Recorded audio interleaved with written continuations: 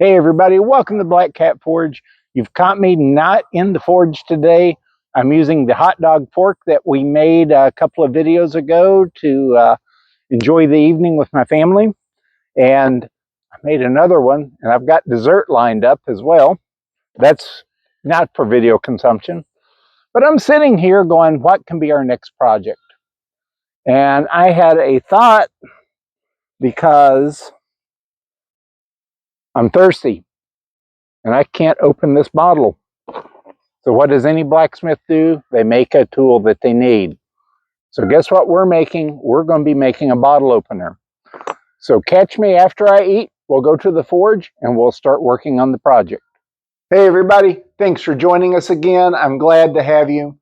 We've got a really fun project today. I think you're going to enjoy it. Plus we're going to learn a couple of new skills, which excites me because it's something I get to teach. Before we do jump into today's video, please hit like and subscribe and hit the little notification bell as well. It just helps keep me motivated. Our subscription count is climbing like crazy, and I thank everybody that has done it. And I'm going to go ahead and thank those who haven't clicked like and subscribe yet, because I know you're going to. So what are we doing today? As you saw in my little promo video, we're making a bottle cap opener. And the fun part of learning to make a bottle cap opener is we're going to learn two new important skills. The first thing we're going to learn is slitting, or some people call it punching. And the other one is we're going to learn how to do drifting. So real quick, because we'll get more into this as we're creating the bottle cap opener. Slitting is where we're going to take our chisel, we're going to find a spot, and we're going to start working in that one spot, hammering this chisel till we're almost through our steel. When we're almost through, we're going to turn it over. We're going to go ahead and finish opening this up. We'll then take our chisel and we'll continue to work it through probably to about this point or so, just to get a good wide opening. That is step one. Step two is we're going to take my drift. We're then going to take it through that established hole, and we're going to start working it through. That's going to start really pushing the steel out and getting it nice and round. We may have to come to the horn of one of our anvils and work that. If I had a mandrel cone, we would be using that. But I have marked on my drift about where I want to stop. That's about 1 inch in diameter. So with that said, people always ask me, and I'm sure you might be thinking this, okay, you're going through a lot of work just to get a hole in your steel. Why don't you just go over to your drill press, take your largest drill bit, drill the hole, and then do your work? Okay, good question. I like questions. I like people that think like that. The reason we don't is when you take this steel and we're pushing this out into that round shape for the bottle cap opener, we want to keep all that steel. We don't want to lose any of it. If we start taking steel away, is what you do in drilling, as we push it out, these walls would be very thin, and eventually you would have a bottle cap opener that would break, and it wouldn't last as long. When you do slitting and then you drift, all you're doing is you're taking the same amount of steel that you started with, but you're just moving it around. So that's the difference. Drilling takes away mass, drifting keeps your mass. So I hope that makes sense. I hope you understand that. Also, you may notice in the hot dog fork video, I had always told you to use a piece of sacrificial steel as you were doing your cutting. I'm not going to use that in today's video. And the reason is I know right about when I hit the stopping point that I'm going to flip it over. And I will probably do a lot of my work over the hardy hole. So there's not going to be that much of a chance of my chisel coming into contact with the face of my anvil. If you're brand new to blacksmithing and you haven't developed that sense yet, I would probably recommend you putting a piece of sacrificial steel as you do your slitting, but that's up to you. So What we're going to do here is I'm just going to show you real quick on the list, and I'm sure you probably figured out everything we're going to use already. But the first thing we're going to need for today is your hammer. We're also going to need a flat chisel, either 1 inch or 3/4 of an inch. This is a 3/4 inch chisel.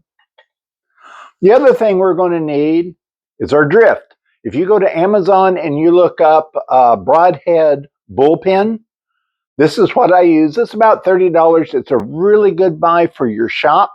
I would recommend you getting one. And last but not least, we're going to need our ball peen hammer. You're only going to need the ball peen hammer for one small part of the project, but it's a very important part of the project. The steel we're using. So the steel for today's project is about 5 inches long. It's 3/4 by 3/16.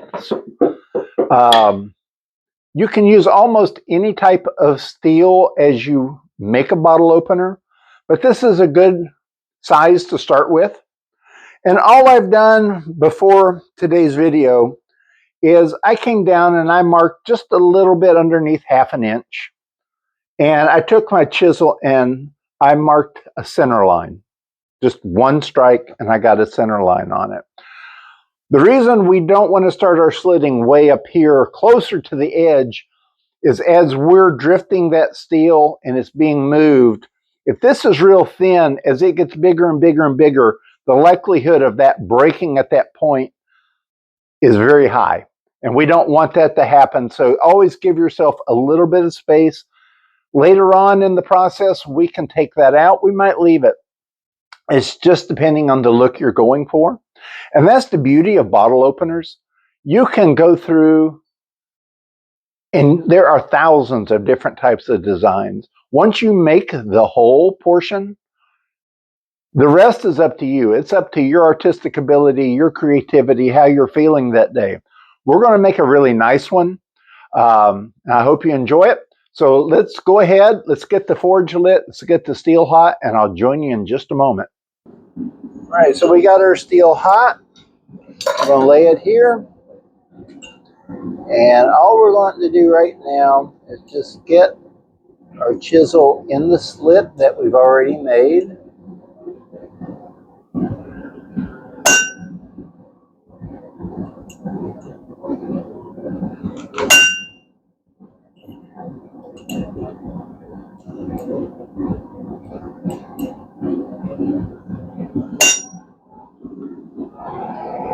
And remember to always quench your chisel after the third hit. It will keep your tool with you much longer.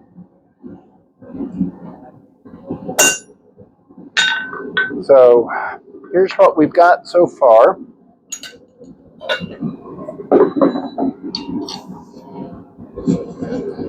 All we've done right there is we've just started our line.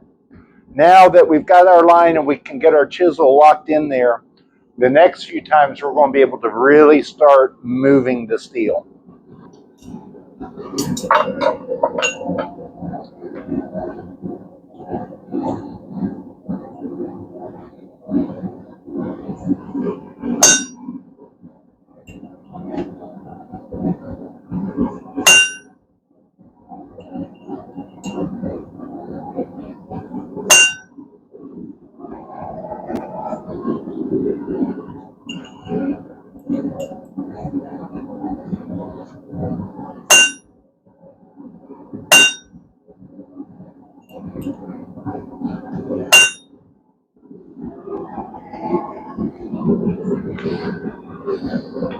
Now the next time I bring my steel out, I'm going to change its orientation to this way. That way, as I'm doing my slitting, I'm trying to keep the strikes as even as possible on each side so it doesn't, one side doesn't go down faster than the other. It's just a little tip that somebody taught me. So every other time I come to the anvil, I'm going to change my steel's orientation.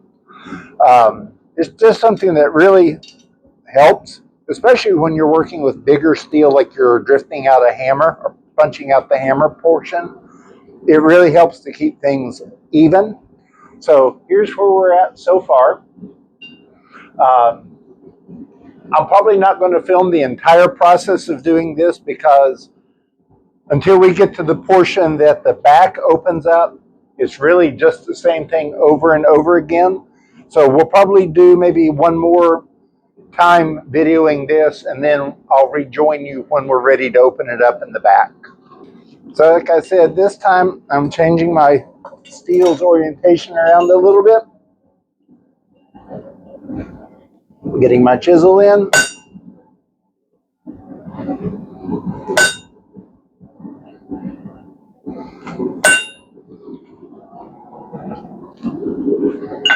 And while I've still got some heat, I'm just going to turn it around.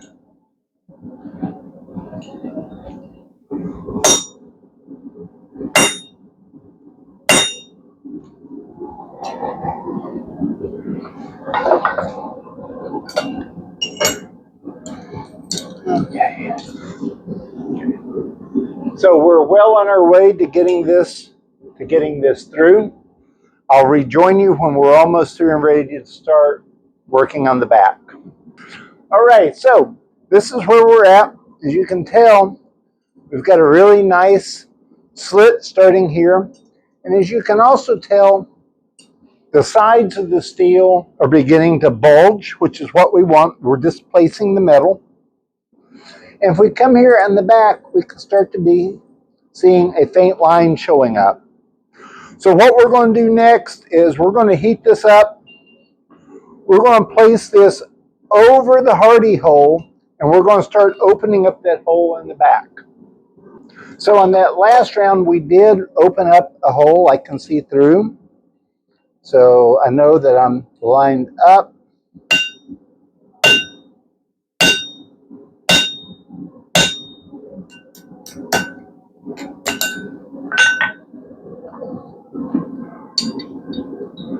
Let's see what we look like now.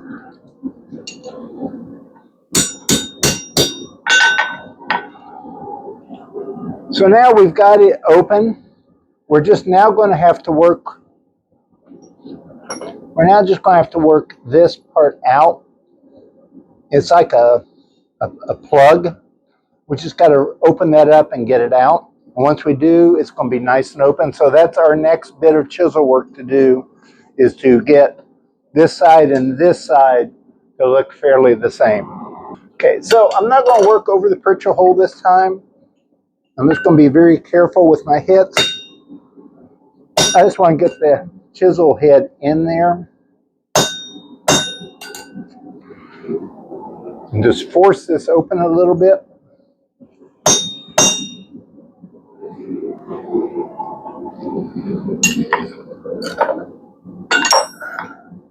This is one of these things that it takes time. You don't want to get into a rush. When you get into a rush, you're going to wind up causing more problems. But as you can see, the back now is opening.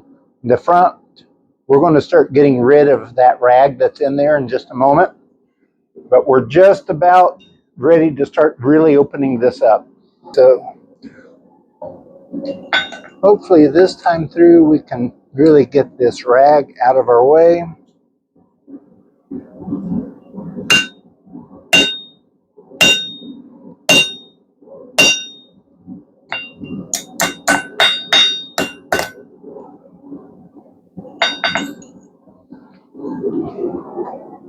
Always remember to quench your chisel.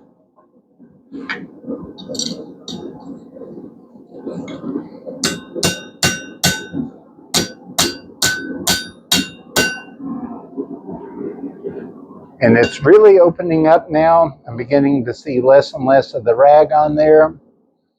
So I just got a little bit of cleanup here at the end, and then we'll start driving the chisel through. And while I'm thinking about it, one thing to keep in mind now that we're actually pushing and driving that steel more and more, try to keep in your mind where you were when you left off. So say we were slitting or drifting this side, this heat. The next heat, try to remember to flip it over and work the other side. And the only reason you do that is sometimes you will notice one side is thicker and one side is thinner. It's mostly because your cut was probably off a little bit, but it can also be due to just the way you hold your chisel and your drift and unequal pressure. And if you alternate sides, it helps even things out. Just a little tip of the day for you on that. Okay, so I've done some more work on this, and it looks really good on this side. This side is pretty good as well. So the next step is I'm going to actually start trying to drive more and more of the chisel through to open this up more. So I did remember to reverse the side that I last worked on.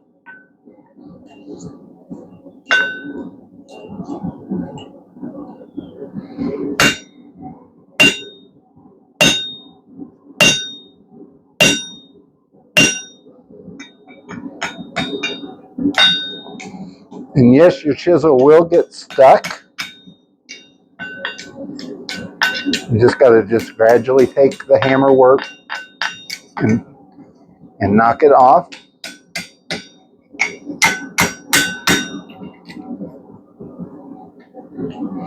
There we go.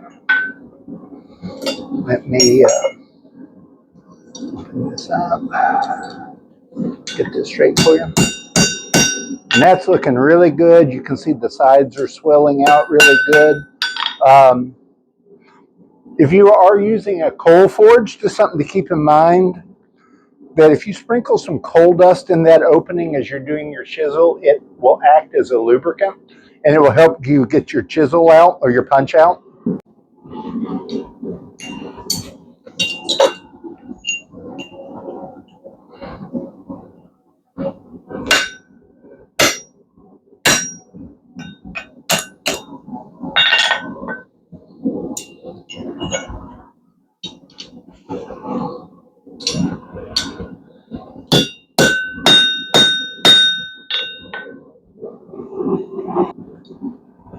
One thing we need to remember as we work on this is that we really want to get this steel as hot as we can, just so it moves easier,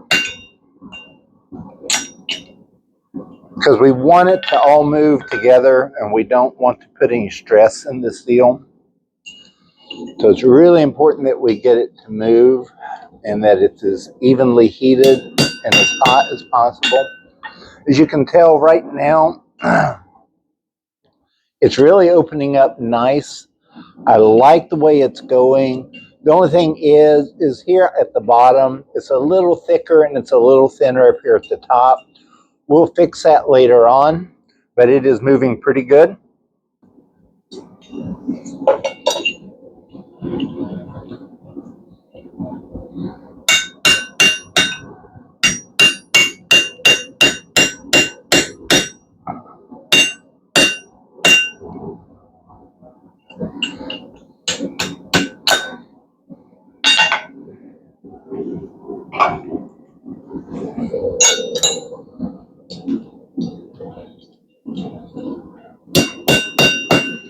So that time through, we really got it nice and opened up.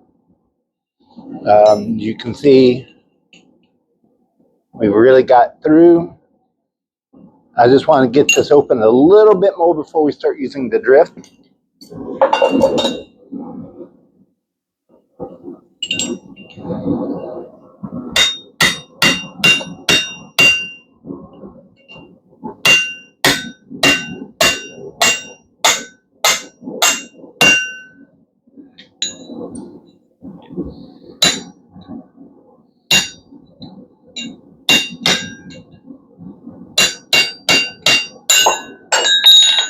There we go. So we're done using the chisel.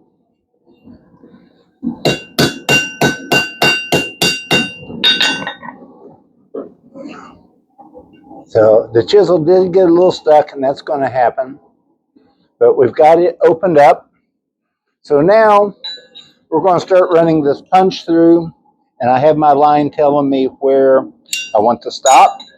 So we're going to get this hot, And we're going to start working the punch. And remember, as I said, always work alternate sides. So we're going to start with this side up next.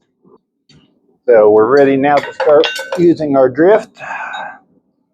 We're going to get it in here.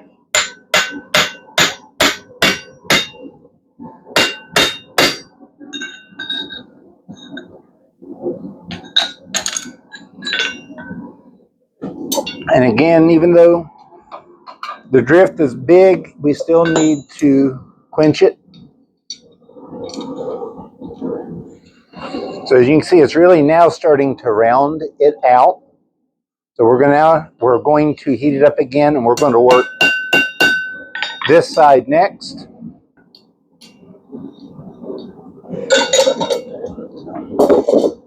And we're going to work this other side now.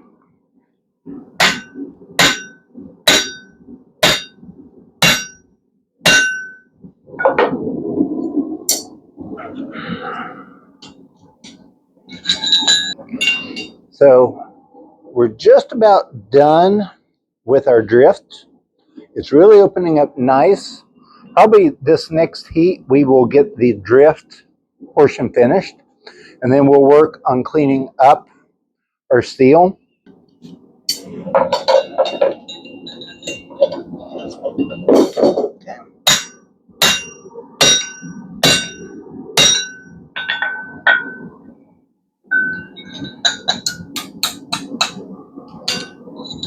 So now we've got this opened up, and it's about 1 inch in diameter. So we need to do a little cleanup on this. So I'm going to move over to the horn of the anvil, and we're going to do a little bit of cleanup on there, and we're going to have our bottle opener portion finished at that point. Okay, so what we want to do is now we just want to work this on the horn.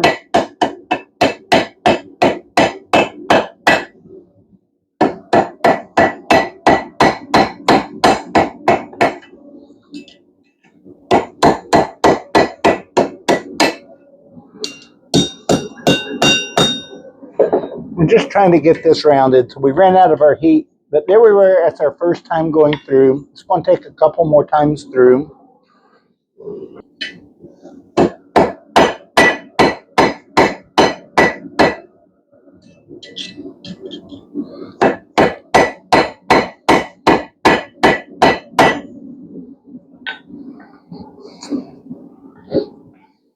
So it's really beginning to look better now. This still has a little bit of work to do. That's going to be my next portion when I work it on the horn to get this more similar in size.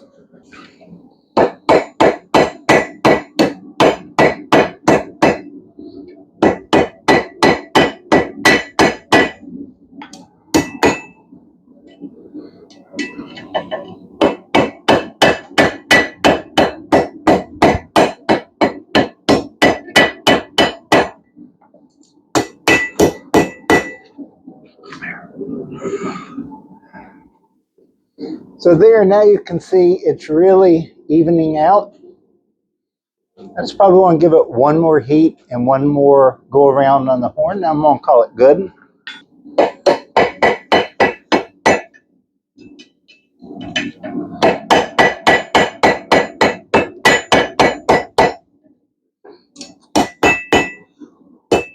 So the key to moving this around as you hit it, it's just like when we were doing rounding.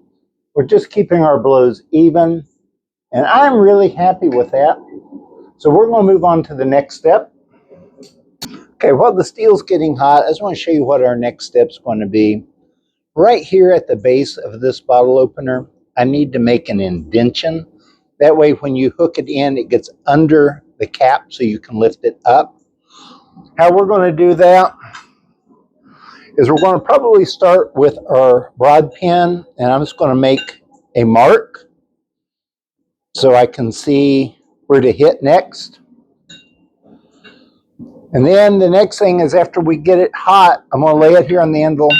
I'm going to put the ball of the ball peen on the mark I made with the punch, and I'm going to strike it with the hammer, and we should be good. It may take 2 strikes to do it, but we're going to try to do it in 1.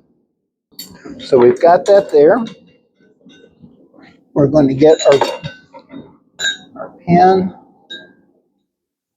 I'm going to put it right about where I figure center is.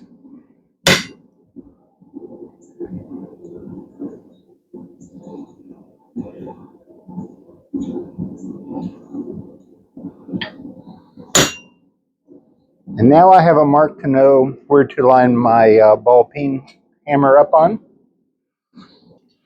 So we've got that good and hot. We're going to take our ball peen. We're going to put it on the mark that we made, which is right about there.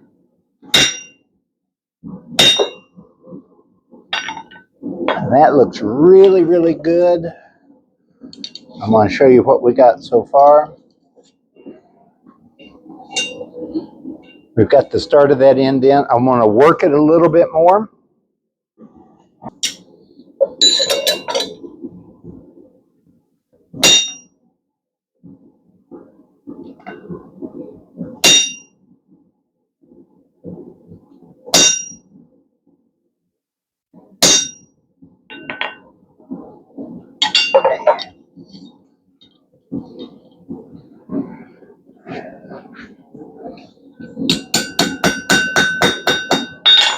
Okay, so there we have it. There is the bottle opener portion finished. So I'm going to cool this, and then we're going to talk about how we're going to make the handle. I mean, as of right now, it is a bottle opener. Technically, you're finished, but you don't want to have something that plain. We want to decorate it a little bit. We want to put a little bit of blacksmithing work in it. So that's going to be the next step, and I'll join you in just a bit. All right, so I've cleaned this up a little bit. I got some of the hammer marks out, and I just got the scale off so we can look at our work so far. So what we're going to do is we're going to decorate this handle. And what we're going to do is we're going to start here in the end, and we're going to round this a little bit. Just get the sharp edges off. We're going to put a hole right here so we can put a lanyard on there so you can hang it up on a hook. Or even if you wanted to, you could put a keychain on there. And then we're going to do a little bit of decorative work here. What we're going to do is we're going to put some chisel lines here and here. We're going to put my touch mark here, and then we're going to put some chisel marks underneath my touch mark. And then for the rest of the handle, we're going to do pebbling. And that is where you take the peen of your hammer while it's hot, and you just randomly hit on there, and it makes a really nice texture, and it looks really nice. So I'm going to get this hot, and we're going to work first of all on getting these corners knocked off real quick, and then we're going to just work on decorating this.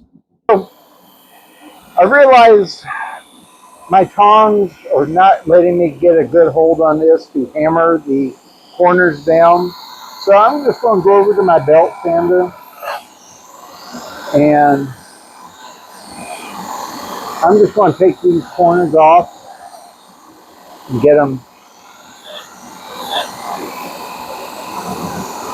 as close to even as I can.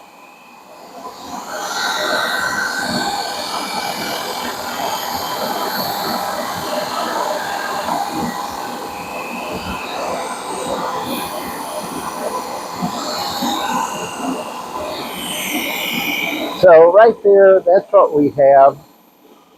I'm happy with that. I'm going to do a center punch right here, and then we're going to drill out the hole for our chain or our rope.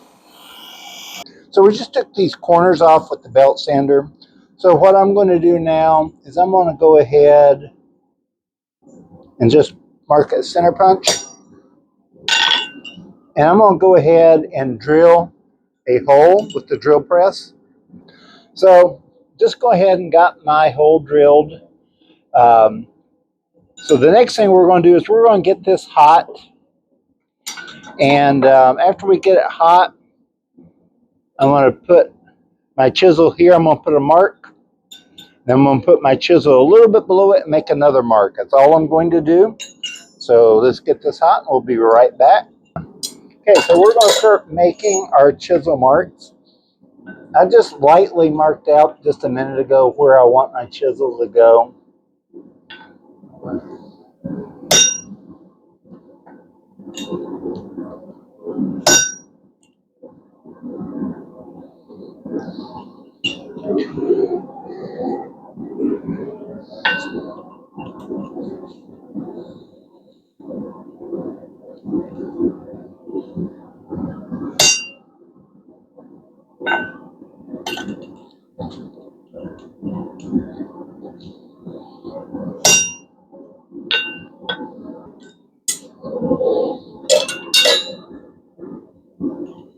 So if you make some misstrikes with your chisel work, I'm going to give you a tip because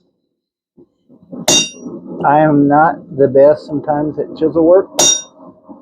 Is once you get your line that you're happy with, make it deep. You don't want to cut your piece in half, but you want to make it deep.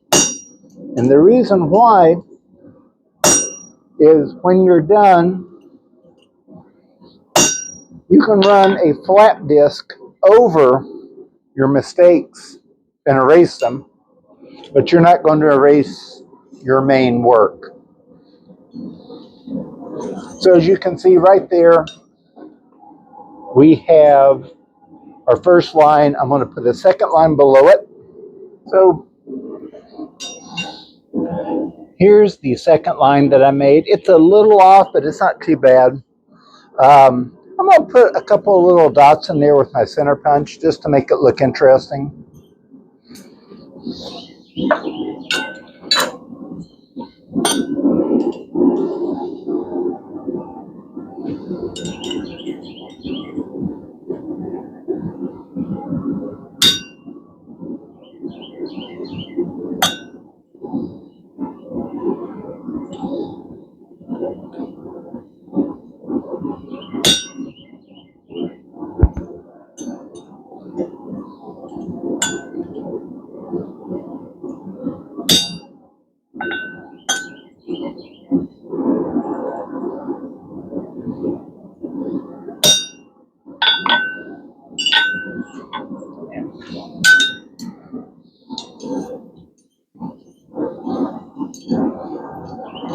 So I've marked where I want the decorative marks to be between the lines. I'm going to get it hot. I'm going to get them a little deeper.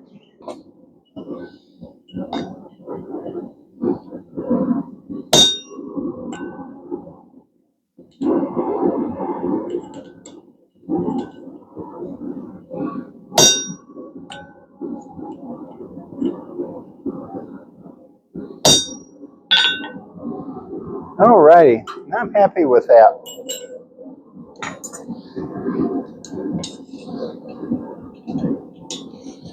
So here's what we have so far. Just a little decorative work, just so it doesn't look so bland. So the next thing we're going to do is we're going to put my touch mark. We're going to put my touch mark about right here. So we're going to get this really hot because with the touch mark, you only have one shot at getting it right. And the hotter the steel, the easier your chances of having it imprinted is going to be. Okay, so we got it good and hot. We're going to put our touch mark where we want it. There we go. We're going to quench off our touch mark.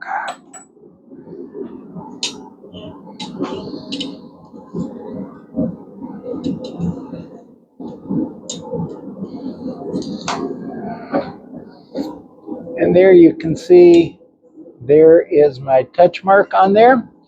So we're going to put another line down here. And then we're going to do some pebbling here in a moment. Okay, we skipped ahead a little bit because you saw the same thing. So here's where we are with our work. So what we're going to do now is this section we're going to pebble. And by pebbling, all we're going to do is when we get this hot, we're just going to take and just randomly hit with the ball part of our ball peen. And it makes a really nice texture. And then we will have our handles finished. So I'm going to get this in and get it hot. So all we're going to do, we're just going to randomly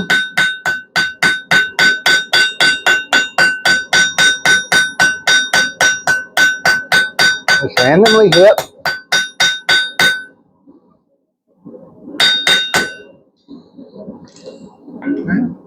And then the last thing we want to do is, because when you do all that work, it does bend the steel in the opposite direction. Just want to make sure everything's good and flat.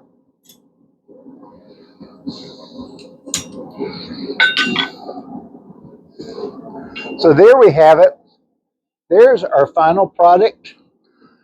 I'm going to clean this up a little bit and put some beeswax on it, and then we'll have some final comments. All right, so we finished this project.